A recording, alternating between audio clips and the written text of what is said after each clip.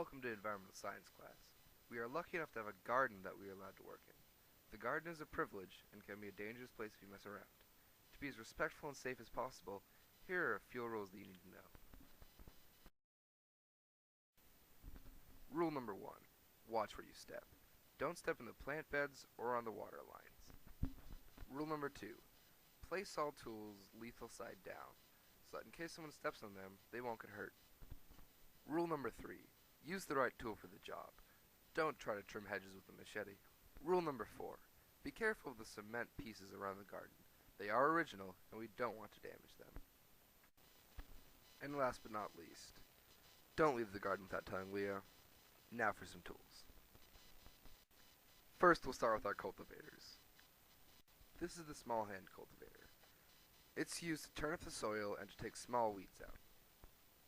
Next, we have the long arm cultivator. It's used to turn up the dirt around a weed you're pulling out. The spading fork is used to turn up soil in a large area. The shovels are up next. The shovel is used to dig holes and turn over soil.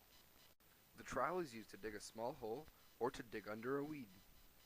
The grain shovel is used for picking up large amounts of different grains like wood chips.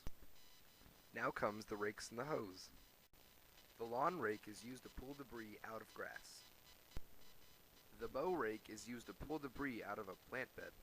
The hoe is used for digging up weeds and moving small amounts of dirt.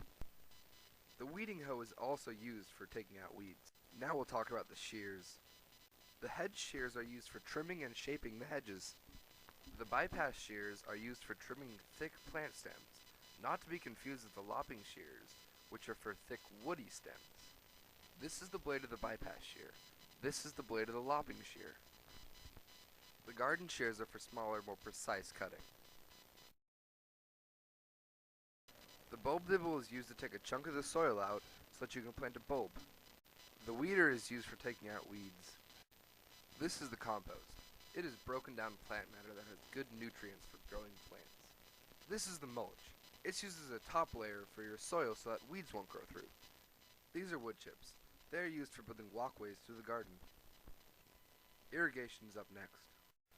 This is the polytubing. It carries water throughout the garden.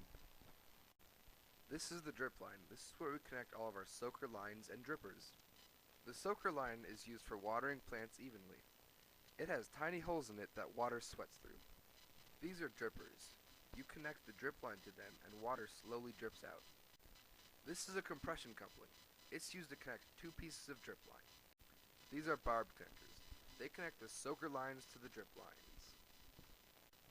Finally, we have the goof plugs. They're used to plug up holes that you do not need anymore.